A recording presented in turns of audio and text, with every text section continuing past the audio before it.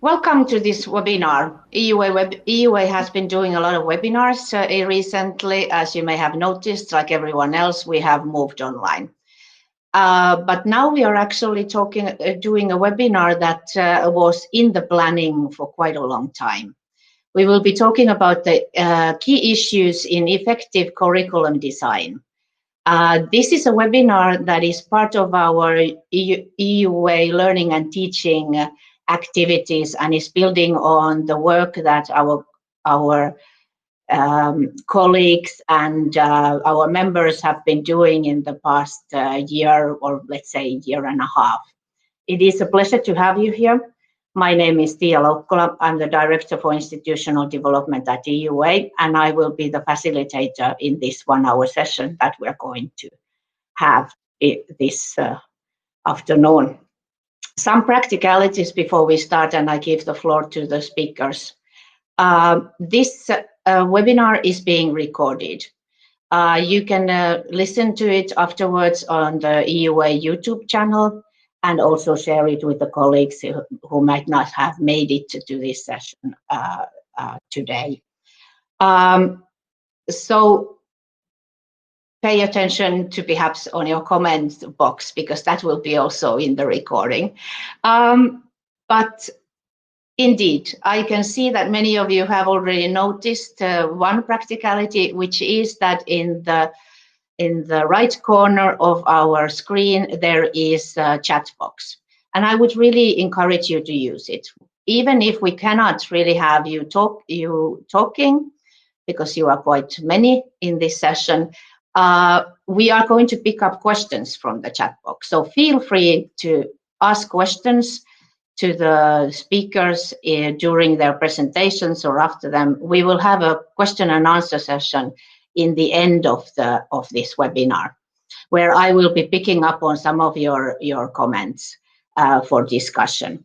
Also, feel free to share any websites or any materials or any experiences you've had about curriculum design, or just comment on what our speakers are saying if you disagree or if you agree with them. So let's try to at least make the chat a little bit interactive. I think those are the most important practical announcements, except one more. After this webinar, you will get a link to the recording and also a link to the presentation that is being presented here. Then to the speakers. We have three speakers here today. We will start with Oliver Vettori, Director of Program Management and Teaching and Learning Support from Austria, Vienna University of Economics and Business. Then we'll continue with my colleague Helena Peterbauer, who works as a Policy Project Officer at EUA and is part of the team that is coordinating the learning and teaching activities. And then we will wrap up with the key stakeholder, Nina de Winter from the Executive Committee of the European Student Union will be talking to us about the student perspective to these matters. So I think we have quite a varied panel, and I look forward to really their input in this regard. So what is the webinar based on? I said that it's based on EUA's work, but more specifically in the past year, in 2019, EUA had 4 different thematic peer groups working on different aspects of learning and teaching. We have noticed in the past that when we give the groups tasks, there are some similarities and some different topics come up in all the groups, regardless of what their actual topic was.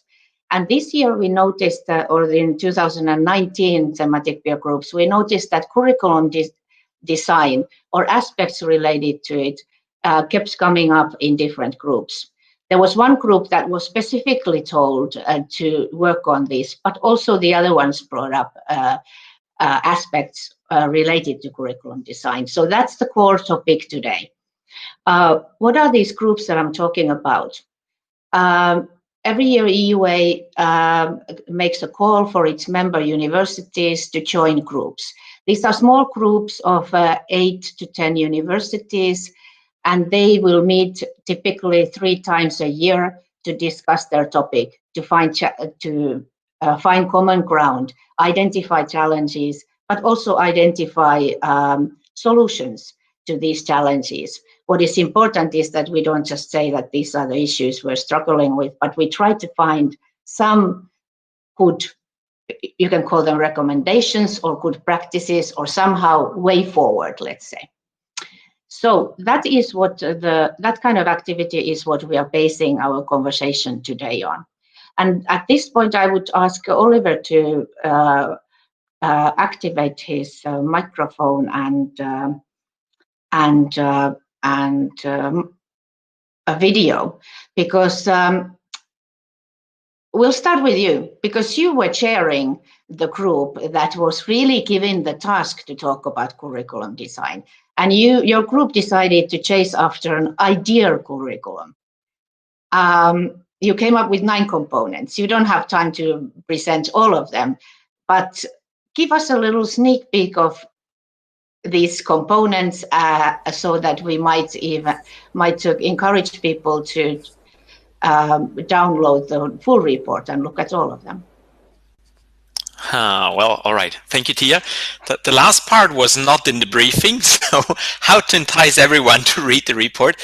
Well, actually, thank you very much for the invitation, and hello to everyone. I think you're having the same experience participating in a webinar. Is not as unique anymore as it has been like prior to the last 3 months, but I hope we'll still make it worthwhile. Before I start, I wanted to say that the 3 components, as Tia mentioned, that I'm going to share, partly from my own professional and personal experience, but they also build on the work we did in the entire group. And I deliberately decided to take 3 messages out of the report, not to share with you what the report was about. So maybe that helps already with kind of making you curious and want to read what is actually written in there instead of what I'm telling you. Picking 3 things is not easy. It was not easy for us to actually focus on 9 components altogether, but when I took a look at the 3 messages that I found most important from our work so far, I would say curriculum coherence was the one that was sticking out from the start. And I think that comes from the very beginning when, as Tia mentioned, when the whole curriculum as a focal point started to emerge also from previous peer groups and their work. And I think that was the main start. So focus on curriculum coherence. What do I mean with that? What students experience is actually more than the sum of its parts when it comes to going through a program, through a curriculum. But the funny thing is the way we built curricula, the way we designed it, it is actually mostly the sum of its parts. Courses or modules are always the main building blocks of a curriculum. And that means that actually all the energy, all the focus flies into those courses. So what we discussed a lot in the group, and I think we identified a lot of ideas also from other institutions that inspired us, work we found fascinating, where we're looking for ideas that actually might really bring this whole coherent experience of a curriculum, of a full program to fruition for the students. And just to share with you a couple of practical ideas, in order to avoid falling into the trap of actually building a curriculum just made up of little building blocks of little courses. We found interesting concepts where actually a curriculum is based around projects or around bigger chunks where different courses are actually feeding into that. So even organizing assessment, not within the environment of one single course, but across different courses, capstone projects, ideas you can also borrow from problem-based learning. They all were interesting when you really want to focus on the program experience as such, because all those program level learning outcomes, as we found, are usually worked with the same way. You define them, and then you try to bring people forward in their courses to contribute to them.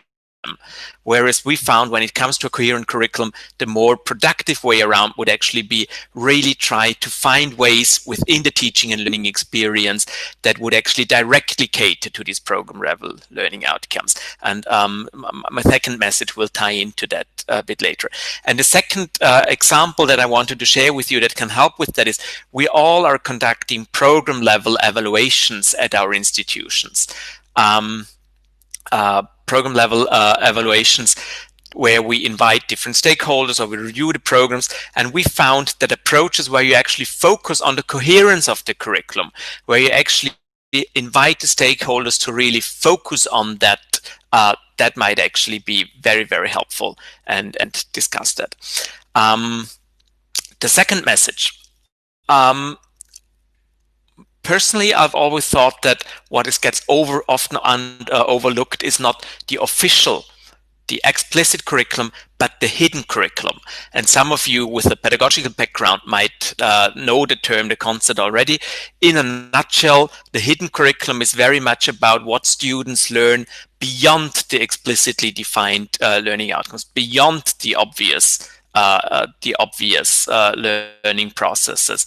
So it's very much about what students take away with them without maybe teachers or the institutions ever intending them to take that away with. Now it sounds like putting things on its head, but it's actually very relevant. Yeah, it's the same thing, and I've seen some of the comments. Are there any slides? No, I'm sorry. I deliberately decided not to use them. Because it's also like you stand there and you teach people to actually use more innovative approaches in didactics and pedagogy, and you do that while using the same PowerPoint format as everyone else does. I think that explains the difference between hidden and manifest. You're teaching something, but the way you do that transports a different message. And we found in our discussions that there's so many different programs now that focus on responsibility, sustainability, all those things that people find interesting and important as additional values that should be taught or learned. But the big question is not only how do you put that into the courses, but what do students take away with them through the way they experience then the program? Yeah, and again, an obvious example is you teach people to actually focus on sustainability and responsibility, and the same teacher is flying off to yet another conference after each week. Yeah, I'm exaggerating a bit, but you see where I'm getting at. Or you're teaching sustainability in your courses, you're teaching participation, but the teaching styles are still very frontal, and students are not fully participating and are not actually equals in that whole process. I could go on with these examples, but we found focusing on this hidden curriculum a bit more, making that more visible, focusing on all the levers that that concept gives you would actually be very interesting and would make curriculum design far more effective. And we also came up with a few ideas, or we found ideas at other institutions that are helpful there. Just going through the language you're using in the way you describe the program. What terms you're using, what is this language transporting, what expectations is this carrying with them is a very interesting thing, as is inviting students actually to review a curriculum or their learning experience from a certain angle. Yeah, again, going back to inclusion or equality, if they had to review the program through their own eyes in, let's say, a student ethnography project or whatever this is, that could bring forward some interesting insights from a student's perspective that would feed directly into an institution's self-understanding or into how they develop this program further. And my last message, last but not least, is, and this is one that is not explicitly formulated as a component in our report, but I think it's a cross-cutting theme. I think it's very much about thinking around the corner and going beyond the letters of something. So when we started the work on curriculum design, we found a lot of obvious things like involving stakeholders from outside, making students partners. And then we realized that very often, and I think that's a problem for us in many parts of the teaching and learning discourse. In many aspects, we found that people are actually taking a very formal way to that. So if we're talking about stakeholders, there's mostly representative structures. You talk about involving industry, so you take those that you get easily, those that are available. But hardly a program that, when we were discussing things, was actually going the extra length, identifying the actual companies that are recruiting from the program, or even thinking that even further, or actually thinking for themselves, why are some certain NGOs, NPOs, companies, whatever, not hiring our graduates, whereas we would expect them to, and involve them in the decisions. We also realized that sometimes we need to, when it's about thinking outside of the box, we might need to start not with the curriculum design, but with the context itself. So we want teachers to work together in a curriculum, but if they're not intrinsically motivated anyway, it's less about constantly bombarding them with the requirement to work together. You have to find incentives for them to do so. Reward team teaching, where each of them gets more than just half of the workload allotted for that. Find ways where they get a temporary reduction of the teaching workload when they really make a major redesign of their own contribution to a program, something like that. I'm leaving it at that. Those were the three messages. So focusing on curriculum coherence, try to give you some examples, focusing on the hidden curriculum, and then also focusing on the context and trying to think around the corner and not always stick to the letter of the recommendations we've been following so far. Thank you, Oliver, for the sneak peek. If I had given you the option of bringing up a fourth one, what would that have been? The fourth one would be a really obvious one, and I'm not saying that because Nina is also on the panel. I think making students really full partners in the whole process, and not just in the curriculum design process, but, and as I said, students, not just student representatives, because that's the same as with industry representatives. The people in your student representative body are great stakeholders, but they're not necessarily the ones studying that program or who have studied that program. So really make them partner. I think one of the most attractive ideas we identified was a good practice where we saw an actual contract between the program directors and the students about what the students can expect, but what they also have to contribute. We have programs at my own institution where we start at the very beginning with a 2-day kickoff event where students are giving themselves the rules for the next 2 years, also when it comes to class attendance and how they follow the rules. And we find that makes them actual partners in the learning process and in the curriculum delivery. Interesting. It's actually the students as partners is something that has been coming up in, I think, all of our groups over the past couple of years, that this is really something that is highlighted in any aspect of teaching and learning and program delivery. So, interesting that it wasn't among your first three. But that said, we'll move on, and Helena will actually talk about the other three groups that also touched upon issues that are related to the curriculum design. And I think there might even be a hint to the student role in all this, but I don't know if we can get Helena's video working. Can we hear you? You don't see me?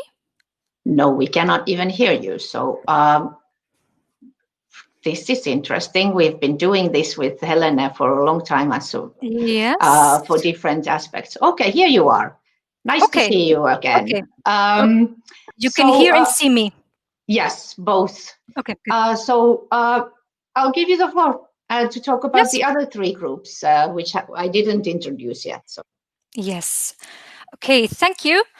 As you can probably imagine, it's not exactly an exaggeration to say that the program a student follows is right at the center of the learning experience and of the study experience. So, of course, the other three TPGs or thematic peer groups also talked about curriculum design.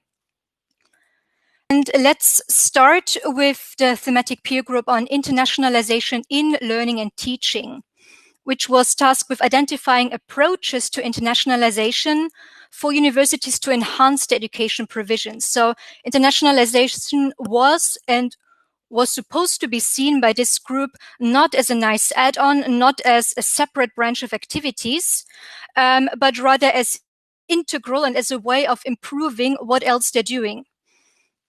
And one big premise of this group was that international cooperation and a global mindset in the professionals is a very, very established practice in the research part of the activities of university, but perhaps less so in learning and teaching. It is often reduced to language issues and mobility, but it should not be this way. The group saw basically internationalized teaching as a synonym for good teaching, and this is now where internationalization at home and, of course, curriculum design come into the picture, because you can only realize this vision of internationalized teaching as good, as excellent, as high-quality teaching if it is really at the core of what you're presenting in terms of learning and teaching. So what exactly does this mean? Internationalization and internationalized education was basically seen as a sustainability strategy and as a way to equip students, but also the staff that have to be provided with the skills and competences to deliver internationalized education with the right mindset, skills, and competences that makes them geared towards addressing global challenges and solutions. And in terms of curriculum design, this actually means that internationalized education does not at all have to be contrary or dichotomous to an engagement for local affairs, community engagement, and being aware of what in a particular local environment is a challenge and an issue, but that it understands that certain skills are actually in this particularly interconnected global world important to thrive everywhere. So hence, this internationalization aspect needs to be integrated through curriculum design. And how can you do this? For example, course development and learning outcomes need to reflect the unique added value of internationalized education. The group found, for example, that the way that we see internationalized education currently sees two different spheres of domestic students on the one side and international students on the other side, and develops separate education offers for the two, instead of bringing them together through a curriculum that caters to both of these groups and that would make them mingle so that they can benefit from each other's knowledge and from a common internationalized curriculum. The group also found that co-curricular options, for example, through joint degrees, international cooperation also has a lot of potential. And of course, in case you're wondering, of course, we also back then already talked about the potential of online education, also the risks associated with moving mobility offers and internationalized education fully online or partially online. But I think in this current context, this is now more important to address than ever.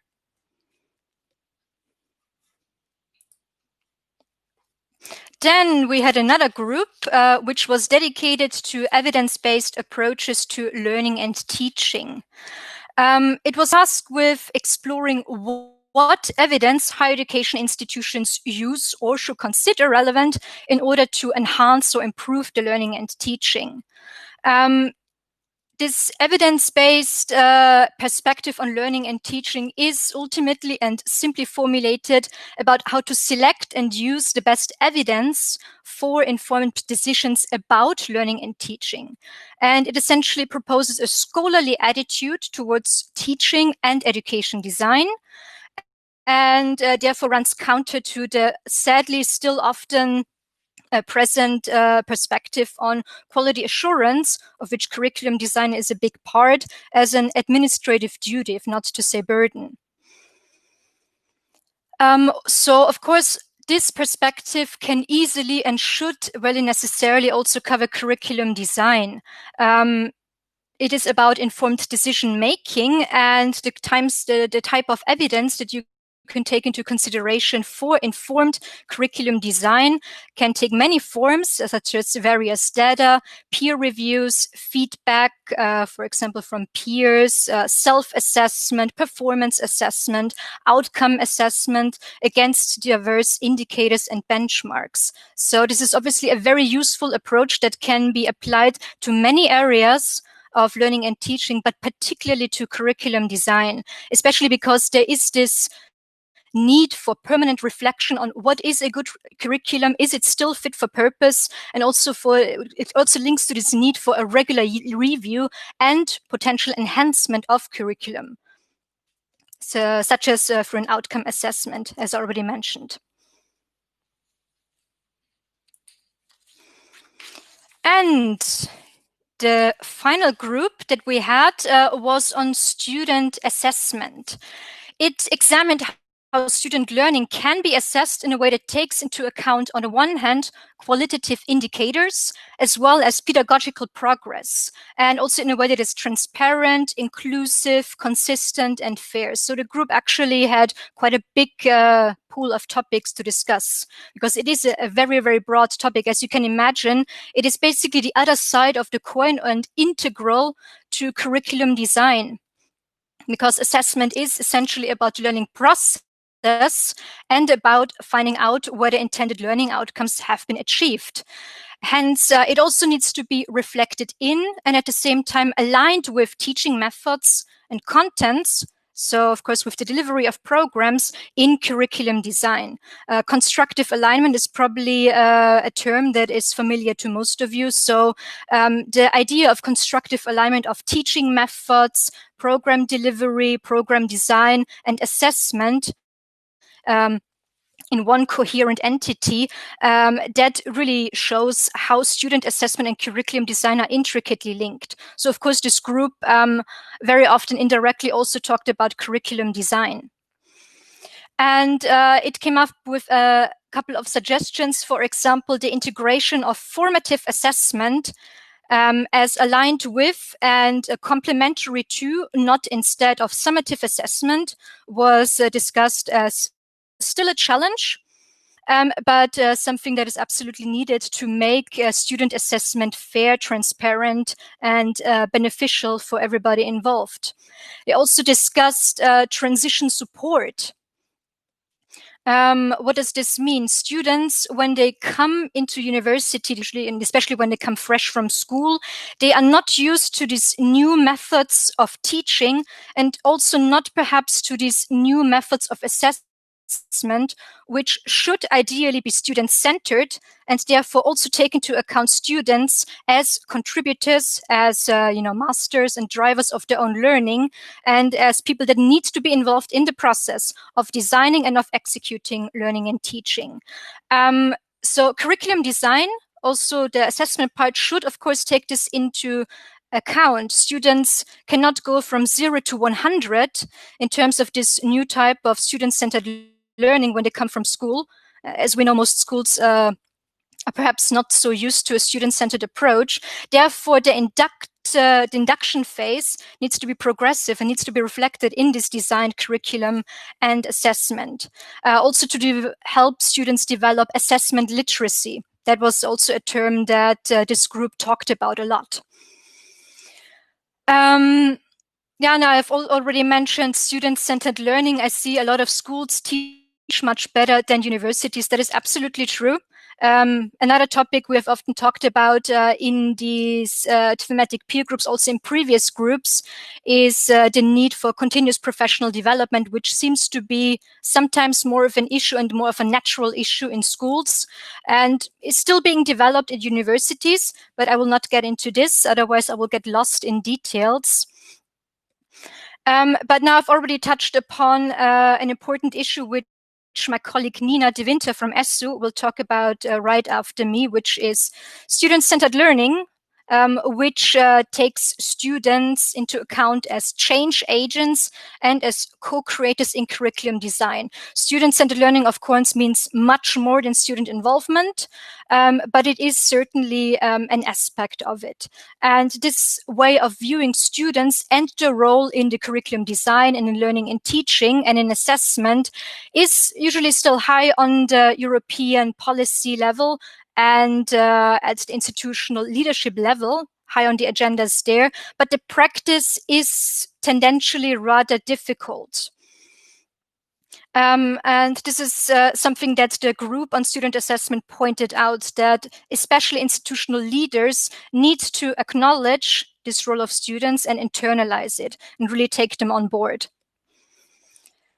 Yes, and as I said, my colleague Nina will probably pick up from this point on the role of students as change agents and students as contributors to their own learning. There was also a recent SU and EUA webinar on the topic of student assessment. It is online.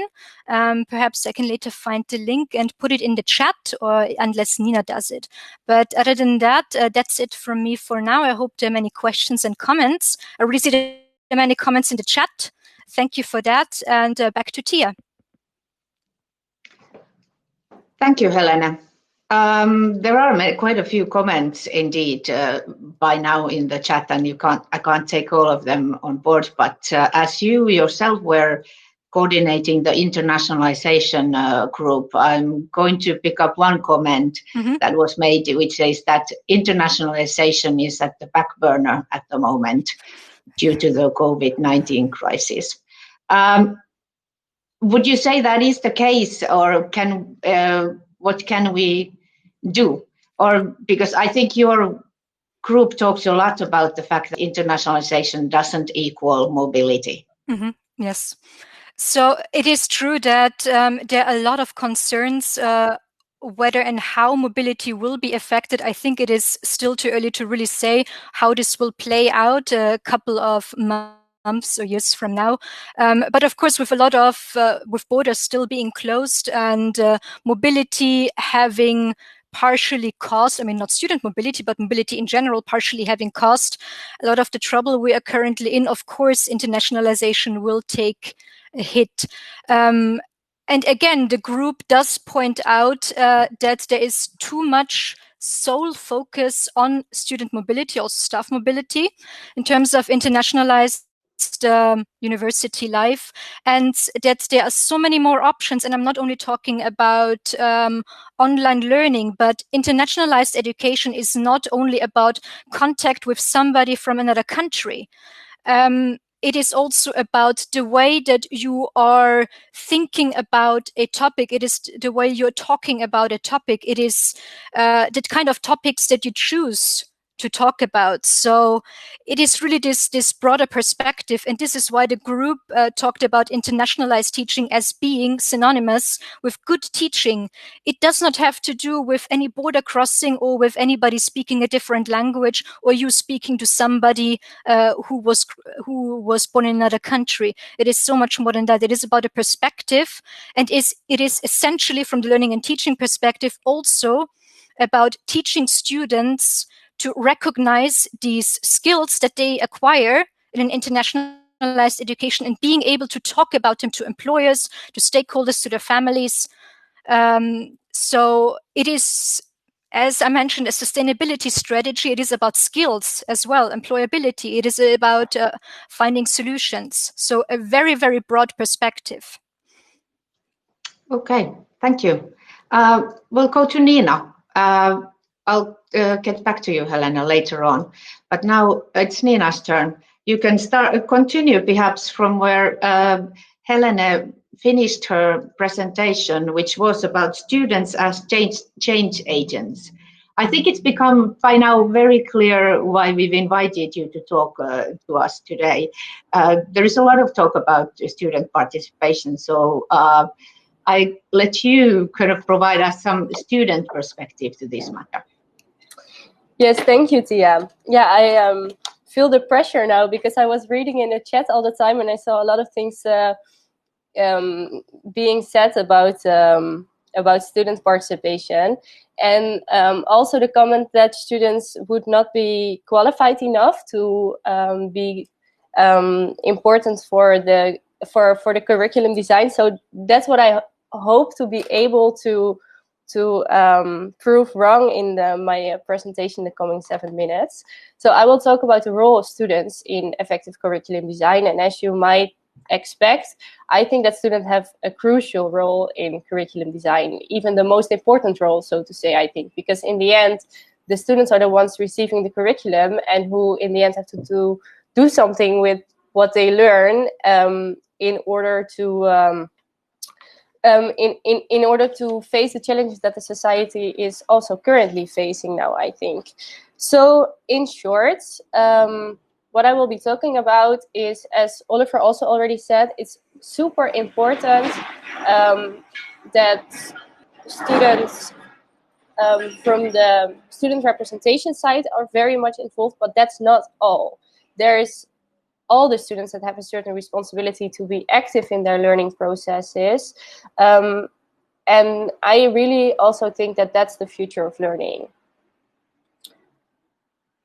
So the main points, indeed, students in official representative bodies are super important, are crucial, and they have to be facilitated. But on the other hand, for effective curriculum design, we have to involve all students in their learning processes. And this participation has to be meaningful, and students have to feel the ownership. And that's also where I want to challenge what Oliver said a little bit, or not necessarily challenge, but maybe add a little bit upon the first point he made, that coherence in a program is super important. And I agree that it's super important. But on the other hand, I think students should have a certain flexibility to design the learning program as they want. Since if you challenge students to think of like why they want to learn a specific something specific, and what they want to learn, and also how they want to learn it, they will feel this ownership more, be more active learners, participate more in their own learning program, and eventually also profit more from what they learn. And this is something I hope to be able to explain a little bit more in my next slides. But let's start with the students in the official representation, because probably you know that the European Students' Union, where I'm a representative of, is the umbrella organization of all the national unions of students who represent in their they represent the students in the student unions from their universities. So we are very much focused on student participation from the official representative bodies, and this is of course extremely important and can also be very valuable and meaningful. However, what we experience a lot is that it's not always easy for students to participate in these representative bodies. And it starts with the super simple things. Students have to have the time and the compensation to be able to participate in those representative bodies. If you have a certain class at the same time as your meeting, and your teacher says that you cannot skip this meeting, or you cannot skip this class to go to the meeting, yeah, of course, it will always be a struggle for a student to be active in the student representation. And in the end, it's the student representational bodies that are kind of the important part of the chain between the people at the institutional level and designing the programs, and also the students in the program. So I think they are crucial not only in the communication, but also in reflecting what are the students experiencing in the programs, and how does that affect the and how should that affect the curriculum design. So it's first of all super important that they are facilitated in terms of time and in terms of compensation for the time they invest in student representation. But it's also a simple thing as a location, that they should have a place where they can also receive the information from students, or be able to talk also to their peers in order to collect information about the programs. Because what we see, we do also every 2 years, we do a survey under our national unions of students, and one important part of that is also student participation and how student participation is perceived.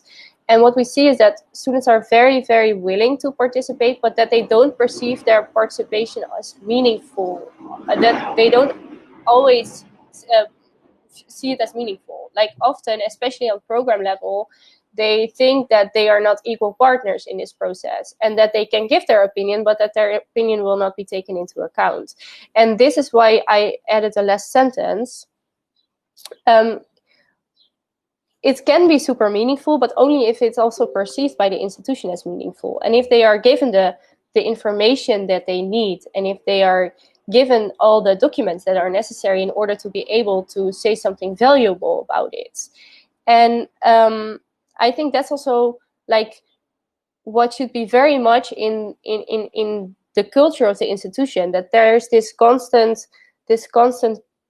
stream of information to the students in the representative bodies, in order for them to be able to say something valuable and to collect the information from their side, from the students, and in the end to develop a curriculum that both suits the learning outcomes and also the wishes of the students and the expectations of the students.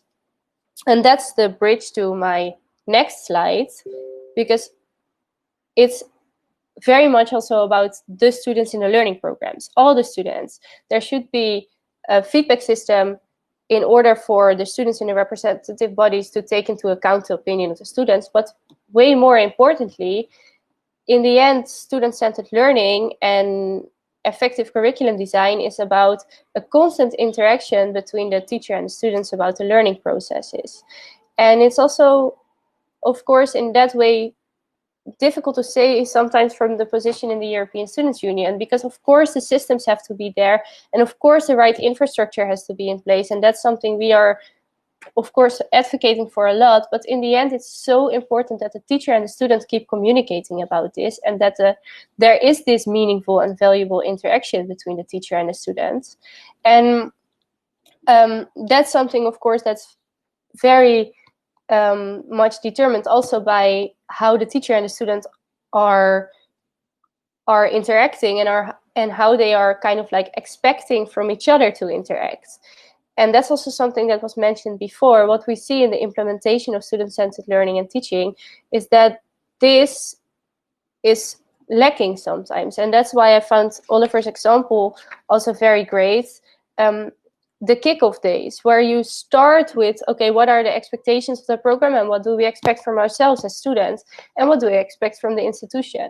Because you have to do this from the very beginning. It only works if you can only effectively develop this attitude also among students if you have your expectations as an institution very clear from the beginning, because then you know as a student what's also expected from you. And I don't think it's possible to expect students to be active learners without actively expecting that from them. So it's very much an interaction between the student, the teachers, and the institutional design and the culture in the institution.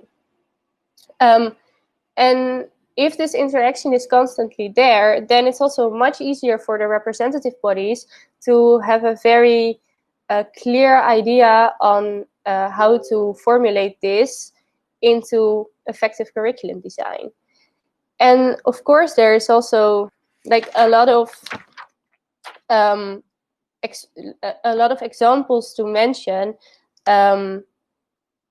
how to do this. And I think like the Kickoff Days is an example, but also organizing a space, a location for the representative bodies where they can talk to the students, and also like continuous feedback throughout the programs. And then also a very important one, I think, for active learning is to discuss the learning outcomes on the beginning of the course together with the students. Like, why do we actually want you to learn this, and how can you obtain these learning outcomes, and also how does this fit into the broader picture of your program? And that's also actually where we come back to what Oliver said about the coherence of the program. So I think all in all, there's many aspects coming to this, but what I also want to clearly mention here is that I don't think that this is only the responsibility of the institution. The institution and the teachers, of course, they have a responsibility to provide the infrastructure to enable students to be active learners, but students also increasingly kind of have to step up for this position and have to be active learners. And that's also really something that we as who are very much advocating for. But what we see too often, and that's where I want to end, is that if students are active, they are basically discouraged to have this attitude. And that's something that institutions should definitely prevent from, and individual teachers as well. And let's embrace it and let's be active. And also, I think in the end, that will only lead to much more valuable outcomes. Thank you, Nina. What would be your advice to an institution who is trying to activate a student body that doesn't want to be active? Because you say it's a responsibility, but I mean, how do you motivate the students? Yeah, so a very short answer. Yeah, I will shortly answer that question, because I think that's where you have to decide, okay, now we're going to start from the beginning. We take the first year students, we're going to make some agreements with them. We're going to, at the beginning, we're going to discuss with them the learning outcomes and what they expect from the program. And we take this as the first layer of students that we're going to actively involve, instead of just having a couple of courses somewhere in second, third year in which we implement some innovative learning and teaching methods. I think it's way more effective if you try to implement it in a full program from the beginning, and also train the teachers for that. Yeah. Okay. Thank you. Now I would welcome Helena and Oliver to join us for a final panel, where I will pick up a couple of questions from the audience. There was a question to address to Helena and Oliver in particular, that it looks like the competencies and learning outcomes would not be the main issues in curriculum design, but how much were the competencies needed and the learning outcome discussed in these groups? Helena, perhaps you can start. Okay, yes. Okay, I can start while we wait for Oliver. There he's coming. Okay, but in the meantime, I can start. Yes, indeed, competences and learning outcomes were indeed discussed by especially the student assessment group, of course, because you do assess if the learning outcomes, you should assess whether the learning outcomes have been achieved, and ideally what kind of competence you're supposed to have then reflected later on in the students' lives. And also by the internationalization group, this was a topic that was discussed, because it talked about learning outcomes in the sense of what kind of skills are we actually talking about when we talk about giving students, a global mindset, the right skills and competences to thrive in a global world with challenges where everybody is connected. So it was addressed, perhaps not as one separate issue, as like one separate chapter, but it is absolutely integral, because this is what you work towards with a curriculum, and it is what you work towards with assessing. Oliver, I think your group talked about graduate attributes. We talked about graduate attributes, and mainly because we wanted another term, and now it's again about moving away from the path, but not because we wanted to define a new concept, yet another new concept in the discourse. It's more like you can get caught up forever in a discussion. What's a competence? What's a skill? What's a learning outcome? And then you get caught up in the differences and in the intricacies. And how do you bring that? How do you bring that concept closer to faculty, where ultimately it is really about what do you want to achieve with the program? What should students or graduates in that case take with them? What is it you want to achieve through them? What kind of impact you want to have through them? What do they want to take with them? That's why we decided to go with graduate attributes as a word. But I think very often in our discourses we get caught up so much with language and with the definitions of that, and we get we lose sight of that it's actually the idea behind it that we need to move forward with. And the whole idea of graduate attributes, and I saw so many great suggestions in the chat actually, it really was about, if you talk about graduate attributes, then you need the graduates, you need to involve them in what they have learned, you need to involve them in what they would have rather learned than what they learned, you need to involve them in what they are missing out in the world outside, and not just saying job related, things that they say, I'm missing from my education, I would have needed that. These are all things that are more important as a question than focusing on the exact definition of a competence. There were quite a few comments about referring to accreditation, program accreditation, whether it's professional or not, or then national regulations hindering the curriculum design or the innovation in it. But also that it might they might be kind of an obstacles for the student perspective really being taken into account. What would you say to this, Nina? I think it can work both ways. Either involving the students in the quality assurance process can highly contribute, I think, to student involvement in general, and also, of course, it still has sometimes its difficulties and limitation if we look at how students are involved and whether they are like complete equal partners in the accreditation process. Oliver, was your group discussing that, okay, we cannot really design the kind of ideal program or curriculum because of external constraints? Or were you able to skip that? No, I mean, we were discussing a lot the issue of constraints, but mostly of them were actually internal constraints, nothing that was driven by the outside world. And I think that depends from country to country, from national context to national context. But it never came up that actually external quality assurance was hindering anything. And I think I've been arguing that for a long time. It's a different world. So you need to cater to those requirements as well. But you can neither use it as well as a leverage for innovation, nor you should be, I don't know, see it as an obstacle. It's a different logic. And I think it's important to be aware of that external quality assurance is a big part of our world in higher education. But if you build a program with one eye of the external accreditation, then that's the obstacle per se. But that doesn't come from external quality assurance. That comes from within your own mindset and from within your institution.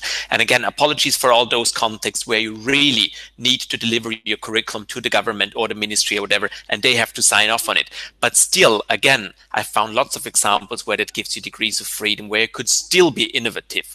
And sometimes people are just too timid about that. So I think the real obstacles are in ourselves, not in the constraints from outside. Interesting perspective. All the work that we've now talked about, it was done before the COVID-19, it has to be said. And the principles, of course, remain. Would there be something that you would bring up as a kind of a really an issue that has become even more timely right now that was discussed in your group, or something that, okay, now in retrospective, in this situation where we are right now, it might not be that important after all? And I would start with Nina, with the student participation in times of COVID-19. Students are home or somewhere else, but not in the campus. Is this an issue for the student participation and trying to be a co-author of the curriculum? Yes, definitely. I think it's also one of the things that is kind of like moved away from in the past few months. Like the programs had to switch to online learning, and we see that a lot of decisions have been made actually without consulting the students. And for example, also in the University of Tilburg, that has led to a problem in which there was chosen for a certain proctoring exam method, but the students didn't really agree with that, and they started a petition because they were not involved in the decision making. And in the end, like the exams were almost coming up, but there was so much resistance from the students that they had to change to another examination model. So there you see that also kind of like moving away from student involvement can also lead to a situation in which in the end it's a negative outcome for both the institution and the students. So I think it's crucial to keep involving your students, but I also understand that with this limited time, it's also maybe something you forget about a bit more easy. Well, it can be that people have just, like many of us probably recognize the situation, you just try to get things done quickly, and then, yes, something gets forgotten. But indeed, we should not forget the stakeholder participation, even in these circumstances, and at least trying to engage and communicate clearly, I would imagine. Yeah, and that's also what we see. Like we do also now the webinar series on e-learning with ESU, and the thing that's coming up all the time is, but the communication from the university side is so limited, and we don't know when we're going to have the exams, and we don't know in what way, and we don't know. So indeed, the communication part is super crucial. Yeah. Helena, reflecting back on some of the findings, we already talked about the internationalization group. We'll see what happens to internationalization in general. But for instance, student assessment has become a hot potato. It was not discussed so much before. It is true. I think in the beginning, when this lockdown started, everybody was thinking about how to deliver. And now more and more people have woken up to the reality of the question of discussing assessment. How do you do summative assessment? And I think a lot have now realized that formative assessment might have been a very good way to go, because you could feed on the results of what the students have already delivered before all of this happened. So maybe this will be seen as an opportunity to work more on that and find more ways of implementing that. But of course, the group didn't see anything. Yes, and all the complications regarding the e-assessment, of course, are coming into the picture and to the conversation, and even making it to the mainstream media, which probably is not that common, that higher education is discussed in mainstream media. Oliver, are the principles for curriculum design the same in these times? Are they eternal or timeless? Well, I don't think anything is ever eternal or timeless. I think maybe that's part of the problem. Three answers to your question. One is, I think our discussions would have been very different if they were taking now, but not because of the principle as such, but because everyone, for obvious reasons, is now so preoccupied with the situation that hardly any discussion can go beyond the immediate situation. So I think we would not have moved as fast forward with the topic because we would have been so busy discussing our experiences now in COVID. Second answer, I don't believe that the principles are eternal, but I think they're also still valid in the current situation. It hasn't changed in terms of what would be important for the curriculum. I think the answers that we need to come up with how to deal with those principles might change in the light of the current context. And third answer, I think one principle, one component would most certainly now be much more prominently featured in the report, and that's the focus on program delivery. That's something we haven't focused that much on in the report, and I think that's something we all realized in the last couple of weeks. It might have been, it was a luxury thinking about e-learning and online learning and and now you realize that the whole issue of how you deliver the actual curriculum, how you deliver the program, that's actually a big issue in itself. And I think that would have been much more prominently featured, yes. But that is true that, for instance, in our groups last year, we had a group for the curriculum design, and then we had a group for the student assessment. But indeed, the delivery in between was not explicitly discussed last year. But I think we have a lot of other occasions right now to discuss these matters, and we will be talking about them, because what seems clear is that at least we are moving in long term to blended learning, if not completely to distance learning. That said, EUA will actually be organizing more webinars in the next few weeks. And one of them will be specifically about the COVID-19 impact in 2 weeks, if we can have the slide in front of us. So please feel free to join us for that conversation. I do thank our panelists for taking the time, because I know you are busy in your daily lives trying to find solutions in these exceptional times. And I thank you for your input and your thoughts. And I do agree that many of these things that we've worked on and many of the principles of learning and teaching are still valid. But of course, when we are moving to remote teaching in an urgent manner, we do need to pay attention to slightly different aspects of it. And that's what we're going to do in the next weeks and months to come, probably. And the discussion will continue. So thank you, Oliver, Nina, and Helena, for your input, and for all the participants.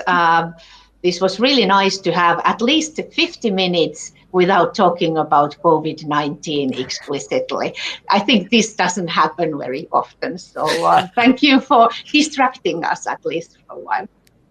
Yeah. All right. Thank you, Tia. Okay. Goodbye, and have everybody. a nice afternoon. Yeah. Goodbye. Thank you. Bye. Thank you.